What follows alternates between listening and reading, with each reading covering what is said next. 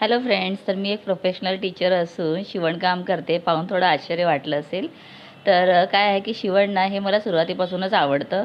तर मी लग्नाच्या आधीसुद्धा शिवण क्लास जॉईन केलेला. काहीतरी छोटं-मोठं आपण घरच्या घरी तरी शिवू शकतो. नंतर मग माझं लग्न झालं त्यानंतर म्हणजे 25 वर्षाआधी तेव्हासुद्धा मी शिवण क्लास जॉईन केलेला आणि त्यानंतर मी चांगलं शिकली. मला ब्लाऊज, ड्रेस वगैरे सगळं काही शिवायला व्यवस्थित यायचं. मी बाहेरचं कामसुद्धा करायची. म्हणजे जसा वेळ मिळायचा ना त्याप्रकारे मी करायची आणि मला जास्तीत जास्त स्वतःला बिझी ठेवणं आवडतं. तर त्यामुळे मग मी बाहेरचे कपडे वगैरे शिवायची, करायची.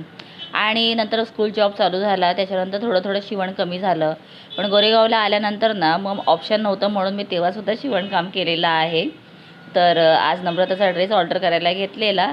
तर पहा आता आता ऑल्ट्रेशन झालेलं आहे. स्लीव्ज वगैरे जॉईन केले, मस्त झालेलं आहे.